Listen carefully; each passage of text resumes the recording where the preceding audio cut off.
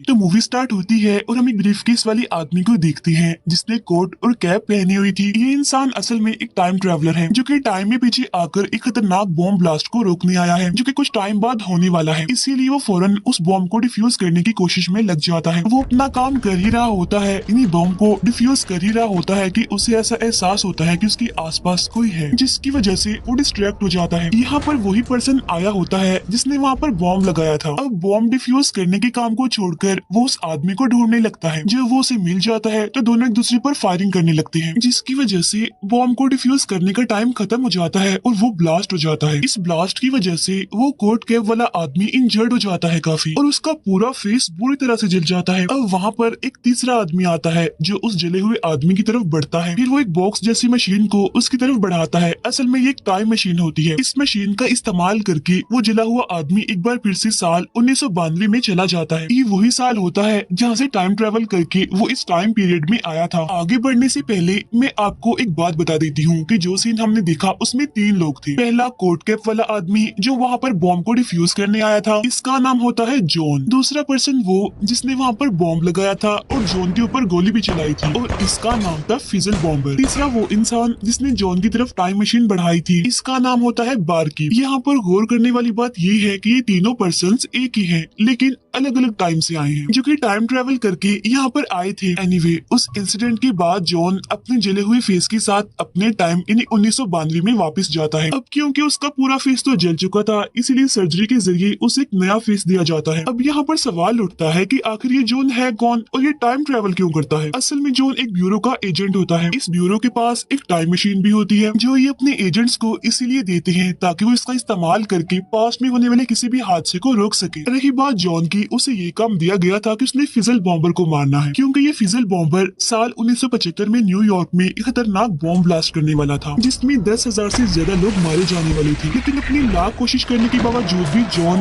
Fizzle bomber को अभी तक नहीं मार पाया था। अब क्योंकि सर्जरी की वजह से जॉन को एक नया फेस मिल गया था, इसलिए अब हम उसे जॉन नहीं बल्कि बारकीप कहेंगे। अब बारकीप को एक फाइनल मिशन कंप्लीट करना था, इसीलिए वो जाता है साल 1970 में और वहाँ पर बारकीप का काम करने लगता है। बारकीप वो होता है जो कि बार को चलाता है। फिर बार में एक दिन उसकी मुलाकात 1970 वाले जॉन से हो जाती है, जो कि कोई और नहीं बल्कि उसका अपना ही जवानी वाला रूप होता है। यहाँ पर दोनों एक दूसरे से बातें करने लगते हैं।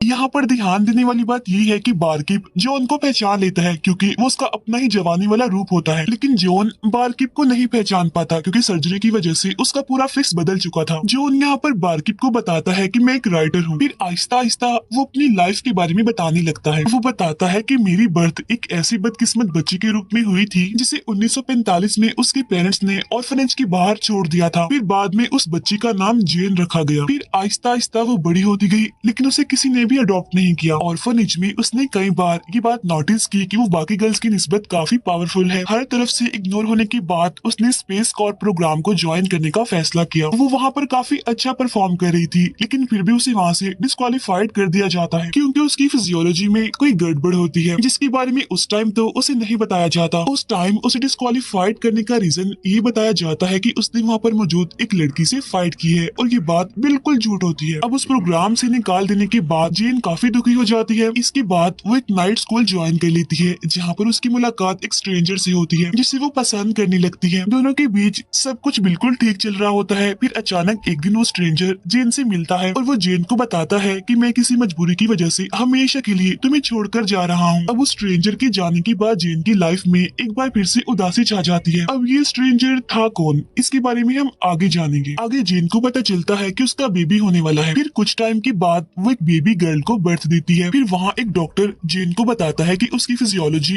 थोड़ी अजीब है, जहाँ एक आम औरत में फीमेल ऑर्गन और आम आदमी में मेल ऑर्गन होते हैं, लेकिन जेन की बॉडी में ये दोनों ऑर्गन्स एक साथ मौजूद थे जो कि फुली डेवलप्ड हो चुकी थी। अब बेबी की बर्थ में कॉम्प्लेक्शन होने की वजह से उन्हें उसके फीमेल ऑर्गन को निकालना पड़ा, यानी कि अब जेन के पास सिर्फ मेल ऑर्गन ही बचा था, जिसका मतलब ये था कि जेन को अब एक मेल बना दिया गया था, यानी कि अब उसे अपनी बाकी की लाइफ एक मेल बनकर ही जीनी होगी। जब डॉक्टर जेन को ये सब कुछ बता रहा होता है तो उसके कुछ टाइम बाद जेन को पता चलता है कि किसी ने उसकी बच्ची को चुरा लिया है। वो बहुत कोशिश करने के बावजूद भी अपनी बच्ची को नहीं ढूंढ पाती। फिर आहिस्ता आहिस्ता जेन एक मेल की तरह रहने की कोशिश करने लगती है। वो अपने नाम को जेन से चेंज करके जॉन रख लेती है। अब ये सारी बातें बार में जॉन बारकीप को बता रहा होता है। यहाँ पर वो अपनी बात खत्म करता है और उसे ऐसा फील होता है कि बारकीप शायद उसकी बातों का यकीन नहीं करेगा, लेकिन बारकीप तो पहले से ही ये सब कुछ जानता था क्योंकि वो खुद जॉन का फ्यूचर वाला रूप है, यानी कि उसी की जिंदगी की कहानी थी जो अभी तक जॉन उसे सुना रहा था। लेकिन यहाँ पर बारकीप जॉन को अभी ये बात नहीं बताता कि मैं तुम्हारा फ्यूचर वाला रूप हूँ, लेकिन बारकीप जॉन को ये कहता है कि मैं उस स्ट्रेंजर को जानता हूँ कि वो कहाँ मिलेगा, यानी जिसने जेन की लाइफ बर्बाद की थी। वो जॉन से ये प्रॉमिस करता है कि मैं तुम्हें ना सिर्फ उस स्ट्रेंजर के पास लेकर जाऊंगा बल्कि उसे मारने का तुम्हें एक मौका भी दूंगा, फिर चाहे इसका अंजाम कुछ भी हो। अब यहाँ पर जॉन और बारकीप टाइम मशीन का यूज करके उस टाइम में जाते हैं जब जेन नाइट स्कूल में काम करती थी। अब जॉन अपने पास एक गन रख के उस स्ट्रेंजर को मारने के लिए चला जाता है। उस स्ट्रेंजर को ढूंढते हुए उसकी मुलाकात हो जाती है जेन से। जेन उसे देखते ही पसंद करने लगती है। यहाँ पर जॉन फौरन ये बात समझ जाता है कि जिस स्ट्रेंजर को वो मारने आया है वो कोई और नहीं बल्कि वो खुद ही है, यानी कि वो जॉन ही था जिसे जेन पसंद करने लगी थी और फिर बाद में वो जेन को छोड़कर चला गया, यानी कि जॉन खुद अपने फीमेल वाले रूप से मिला था। अब जब जेन और जॉन की बातें चल ही रही होती हैं कि बारकीप चुपके से वहाँ से निकल जाता है और वो टाइम मशीन का यूज करके चला जाता है 1970 में बॉम्ब को डिफ्यूज करने। ये वही सीन होता है जो इस मूवी के स्टार्ट में दिखाया जाता है। बारकीप जब वहाँ पर पहुँचता है तो वो दिखता है कि फिजल बॉम्बर वहाँ पर बॉम्ब सेटअप कर रहा है। वहाँ उन दोनों की कुछ देर फाइट चलती है जिसमें कि बारकीप बेहोश हो जाता है। जब उसे होश आती है तो वो वहाँ पर जॉन को देखता है जिसका फेस बॉम्ब को डिफ्यूज करते हुए जल गया था। फिर वो जॉन की तरफ उसकी टाइम मशीन बढ़ाकर उसकी हेल्प करता है ताकि वो वापस अपने टाइम पीरियड में जा सके। इसी दौरान फिजल बॉम्बर भी वहाँ से निकल जाता है। अब बारकीप उस टाइम में जाता है जहाँ पर हॉस्पिटल में जेन ने अपनी बच्ची को पैदा किया था। वहाँ पर उसकी मुलाकात ब्यूरो के हेड से होती है। उनके पास भी एक टाइम मशीन होती है, यानी कि वो भी टाइम ट्रेवल कर सकते हैं। एनीवे, बारकीप उस हॉस्पिटल से जेन की बच्ची को उठाता है और उसे साल 1945 में ले जाकर एक ऑर्फनेज के बाहर रख देता है। जी हाँ, बिल्कुल, यहाँ न सिर्फ फ्यूचर के मेल फॉर्म जॉन ने अपने ही पास्ट की फीमेल फॉर्म यानी जेन से रिलेशन बनाया, बल्कि उनकी जो बच्ची पैदा हुई थी वो भी वो खुद ही थे। और शायद यही वजह हो सकती है कि उस बच्ची में फीमेल और मेल दोनों ऑर्गन्स थे। और इसी का मतलब है प्रीडेस्टिनेशन पैराडॉक्स, यानी कि हम ये बता ही नहीं सकते कि इसकी स्टार्टिंग कहाँ से हुई थी, क्योंकि वो बच्ची इसीलिए पैदा हुई थी कि फ्यूचर से आए उसके दोनों रूप आपस में मिले थे। अब बारकीप उस बच्ची को ऑर्फनेज के बाहर रखने के बाद वापिस से उसी टाइम में चला जाता है जहाँ पर जेन और जॉन दोनों एक साथ थे। अब बारकीप जॉन जो कि बेंच पर जेन के साथ बैठा था इशारा करके उसे अपने पास बुलाता है। अब यही वो टाइम होता है जहाँ पर जॉन अपनी फ्रेंड को ये कहता है कि मैं हमेशा के लिए तुम्हें छोड़कर जा रहा हूँ। अब जब जॉन बारकीप के पास आता है तो वो उसे बताता है कि अब हमें फ्यूचर में जाना है। अब यहाँ पर बारकीप जॉन को ये बात भी बता देता है कि मैं कोई और नहीं बल्कि तुम्हारा ही फ्यूचर वाला रूप हूँ। अब यहाँ पर जॉन और बारकीप टाइम ट्रेवल करके 1985 के टाइम में जाते हैं। वहाँ पर बारकीप ब्यूरो के हेड से मिलता है और वो जॉन को वहीं पर ही छोड़ देता है ताकि वो उस शौक से बाहर आ सके। वो जॉन के लिए अपनी ऑडियो रिकॉर्डिंग भी छोड़ देता है ताकि वो सभी चीजों को समझ सके और उसे फॉलो भी कर सके। अब ब्यूरो के हेड से मिलने के बाद बारकीप सीधा चला जाता है 1975 में अपने रिटायरमेंट के लिए, क्योंकि हम जानते हैं कि साल 1975 में वो बॉम्ब ब्लास्ट होने वाला है। अब बारकीप 1975 में होने वाले बॉम्ब ब्लास्ट से कुछ दिनों पहले के टाइम में जाता है। उधर 1985 में जॉन जब